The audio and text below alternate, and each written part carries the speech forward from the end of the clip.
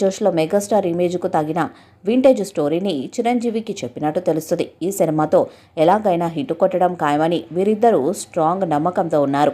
ఇక ఈ సినిమాలో హీరోయిన్ కోసం చాలామందిని అనుకుంటున్నారట. కానీ వాళ్ళు చిరు పక్కన సెట్ కారేమో అని వారందరినీ రిజెక్ట్ చేస్తూ వస్తున్నాడట అనిల్. ఇక ఈ సినిమాలో హీరోయిన్గా తమన్నాను తీసుకుంటారని వార్తలు వస్తున్నాయి. సీనియర్ ముద్దుగుమ్మ మిల్కీ బ్యూటీ తమన్నా అయితే పర్ఫెక్ట్గా ఉంటుందని ఆయన ఫిక్స్ అయినట్టు తెలుస్తుంది. పైగా చిరు పక్కన ఇప్పటికే ఆమె 2 సినిమాల్లో మెరిశారు. ఇందులో హీరోయిన్ పాత్ర ఇంపాక్ట్ కూడా బాగుంటుందని, ఈ క్రమంలోనే తమన్నాతో చిరంజీవి చేస్తే సినిమాకు మరింత ప్లస్ అవుతుందని ఆలోచనలో ఉన్నాడట.